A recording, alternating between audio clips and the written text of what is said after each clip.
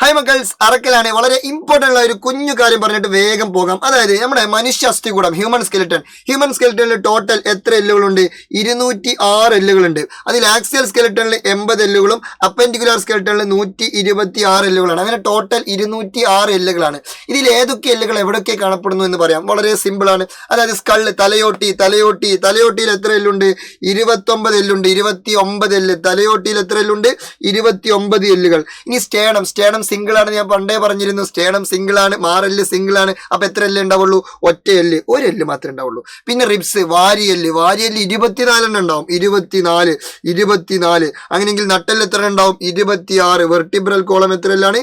26. അപ്പൊ തലയോട്ടിയിൽ 29. അവിടെയാണ് ഏറ്റവും കൂടുതൽ എല്ലുകളുള്ളത്. തലയാണ് മെയിൻ 4. അപ്പൊ തലയോടിൽ 29. സ്റ്റേണം സിംഗിൾ ആണ്, അപ്പൊ 1. വാരി എല്ല് 4, 24 എല്ലുകൾ. പിന്നെ റിബ്സ് അല്ല, വെർട്ടിബ്രൽ കോളം നട്ടെല്ലിൽ എത്രയാണ്? 26 എല്ല്. പിന്നെ പെക്ടോറൽ ഗേഡിൽ എന്ന് പറഞ്ഞാൽ തോൾ വലയം, നമ്മൾ ഈ ഷോൾഡർ ജോയിന്റ്, അത് മൊത്തം എത്ര എല്ലാണ്? 4 എല്ലാണ്. ഒരു ഷോൾഡറിൽ 2 ഈ ഷോൾഡറിൽ 2. അങ്ങനെ ടോട്ടൽ 4. ഓക്കെ. പിന്നെ പെൽവിക് ഗേഡിൽ അത് ടോട്ടൽ 2 ആണ്. ഒരു കാലിന്റെ ഇവിടെ 1, മറ്റേ കാലിന്റെ ഇവിടെ 1. അങ്ങനെ ടോട്ടൽ 2. പിന്നെ ഫോർ ലിംബ്, അതായത് ഫോർ ലിംബ് മീൻസ് നമ്മളെ കൈകളിൽ ടോട്ടൽ എത്ര എല്ലുണ്ടെന്ന് ചോദിച്ചാൽ 60 എല്ലുണ്ട്. എത്ര എല്ലുണ്ട്?